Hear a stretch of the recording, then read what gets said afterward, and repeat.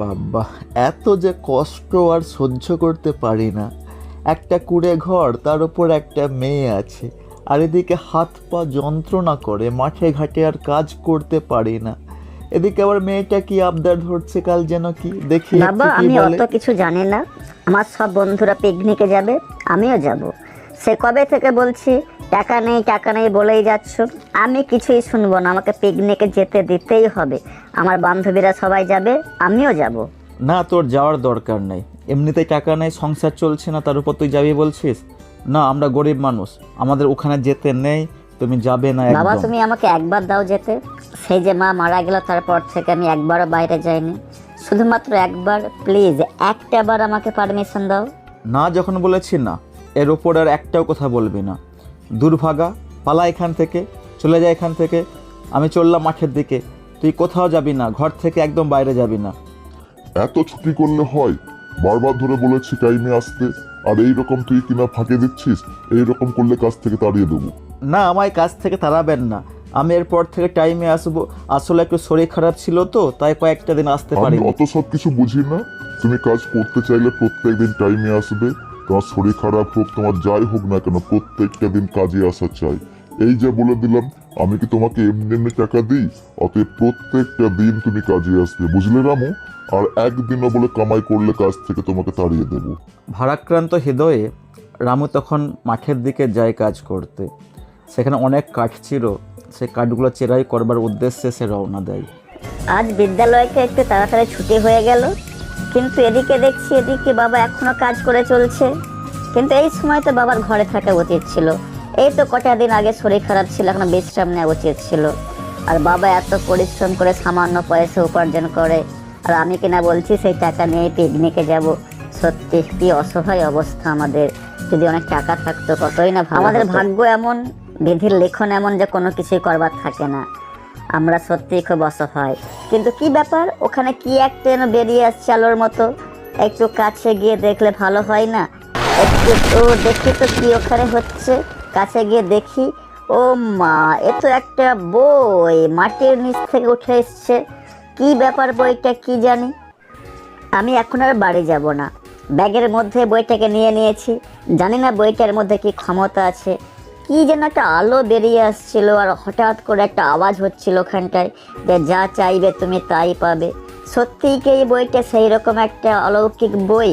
আর যদি হয়ে থাকে তবে নিশ্চয়ই আমি আমাদের সমস্যার সমাধান করব। কিন্তু এখন বাড়ি যাই। ঘরের মধ্যে এসে বইটা খুলে দেখলাম, কিন্তু তখনও পর্যন্ত আলো বেরিয়ে আসছে, আর বইয়ের মধ্যে কি যেন লেখা আছে, তুমি যা চাইবে তাই পাবে। এটা কি আবার সম্ভব নাকি? কি এমন বই যে যা চাইবো তাই পেয়ে যাব? নিশ্চয়ই এটা কোনো একটা চাতুরি ভাবে মনে হয়। তুমি একা একা কার সঙ্গে কথা বলছো? আমি বাইরে থেকে শুনলাম তুমি যেন কি বলছিলে, যা চাইবে তাই পাবে। আরে না, আমরা খুব গরিব মানুষ নিয়ে, বুঝলে, আমাদের কিচ্ছু হবে না। তুমি যা চাইবে তাই পাবে না, আমার ইনকাম খুব কম, তুমি এতেই সন্তুষ্ট থাকো। কই, আমি তো কিছু বলিনি। তুমি কি করে শুনলে? আমি তো কোনো কিছুই বলিনি, আমি তো ঘরে চুপচাপ বই পড়ছিলাম বাবা। আর তুমি বাইরে থেকে শুনলে কিনা যা চাইবে তাই পাবে? কে চাইবে কি? কার কাছ থেকেই বা চাইবে কি? তুমি সব কি বলছো বাবা? আচ্ছা, আমি চললাম ওদিকে, আমার বন্ধুরা ওদিকে দাঁড়িয়ে আছে। আমি স্কুল ব্যাগটা নিয়ে আমি যাচ্ছি একটু বনের দিকে খেলতে। যাক, বনের মধ্যে আমি চলে আসছি, কেউ এখানে নেই। এবার বইটাও তো খুলে ফেলেছি, দেখি তো চেয়ে একবার সত্যি পাওয়া যায় কিনা। অনেক অনেক টাকা আমাকে দাও, এক্ষুনি টাকা আমাকে দাও। আরে কি ব্যাপার, কি এত টাকা এক্ষুনি চলে এলো কোন জায়গা থেকে? এটা নিশ্চয়ই বইয়ের কেরামতি। আমি যাই, একটু বইটাকে নিয়ে একটু ঘরের দিকে যাই, আর দেখি অসহায় মানুষগুলোকে আমি সাহায্য করতে পারি কিনা। একটা ছেঁড়া জামা আর গেঞ্জি পরে কটা দিন কাটাবো? 3 দিন খাইনি আমি, আর বাঁচতে ইচ্ছে করে না। কালকেই আমি আত্মহত্যা করব। জাদু বই, তুমি এক্ষুনি অনেক টাকা পেরে দাও তো, ওই লোকটাকে আমি দিয়ে দিই। ওর সমস্যার সমাধান নিশ্চয়ই হবে এই টাকা দিয়ে। আমার সমস্ত ফসল পুরোপুরি ডুবে গেল, আর কোনো উপায় নেই বাঁচার জন্য। মহাজনকে আমি কি জাদু করে বই, ঋণ শোধ এই করব? কৃষকটাকে দেখো, নিশ্চয়ই আমাকে নিশ্চয়ই মরতে অসহায়, হবে, নাহলে কোনো আত্মহত্যার উপায় কথা নেই। বলছে। তুমি এক্ষুনি টাকা দিয়ে দাও ওকে, ওর অনেক অনেক সমস্যার সমাধান হবে। আর ও নিশ্চয়ই আবার ভালোভাবে জীবন অতিবাহিত করবে। কি তুমি যে বইটা এখান থেকে নিয়ে গিয়েছিলে ওটা এবার তোমার ফেরত দেওয়ার টাইম হয়ে গিয়েছে, তুমি ওটা আজকের মধ্যে ফেরত দেবে। কিন্তু আমার তো অনেক কাজ বাকি রয়ে গেছে, তুমি কি এক্ষুনি বইটা ফেরত চাইছো? আমাকে আর কয়েকটা দিন টাইম দাও না। না, কোনো টাইম দেওয়া যাবে না, তুমি এক্ষুনি যাবে ঘরে আর সেখান থেকে বইটা নিয়ে সেই জায়গায় রাখবে, আমি সেই বইটা এক্ষুনি নিয়ে যাব। এই কথা শুনে মেয়েটি রওনা দেয় বাড়ির উদ্দেশ্যে সে বইটিকে নিয়ে আসার জন্য। গ্রামের লোকের কাছ থেকে শুনলাম তুমি নাকি লোককে অনেক টাকা দিয়েছো, যারা গরিব মানুষ ছিল, অসহায় মানুষ ছিল, দুস্থ মানুষ ছিল, প্রত্যেককে অনেক অনেক টাকা দিয়েছো, আজকে তারা সব সম্ভ্রান্ত হয়ে গেছে।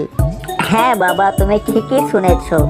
আমার কাছে একটা জাদু বই আছে, সেই বইটাকে আমি যখন বলে টাকা দাও সঙ্গে সঙ্গে আকাশ থেকে প্রচুর টাকা চলে আসে। আমি এখন বইটা নিয়ে যাচ্ছি বাবা। সত্যি তো, এটা এত অকৃতজ্ঞ হয়? অনেকক্ষণ টাইম হয়ে গেল, এখন এলো না। এই তো তোমার বইটা আমি নিয়ে এসেছি, যেমনটি তুমি বলেছিলে তোমার বইটা আমি নিয়ে এসেছি। দেখো, আমি নিজের জন্য কোনো কিছুই আমি চাইনি, সমস্ত কিছু লোকের ভালোর জন্যই আমি চেয়েছিলাম। এই নাও তোমার বইটা, নাও তুমি নিয়ে যাও। মা, তুমি তো সকলকে অনেক সাহায্য করলে, আজ আমাদের অবস্থা খুব গরিব, তুমি একবার যাও দেখি ওই লোকগুলো তোমাকে সাহায্য করে কিনা। বাবা, আমি প্রত্যেকের কাছে গিয়েছিলাম, যারা অসহায় ছিল ওদেরকে টাকা দিয়েছিলাম, তো ওরা আজ অনেক অনেক ধনী হয়ে গিয়েছে, কিন্তু ওরা কেউ আমাদের সাহায্য করেনি। আসলে টাকাই আমাদের সব কিছু চিনিয়ে দেয় বাবা। আমরা গরিব হতে পারি, কিন্তু আমাদের মন আজও অবধি অনেক বড় বড় হয়েই থাকে।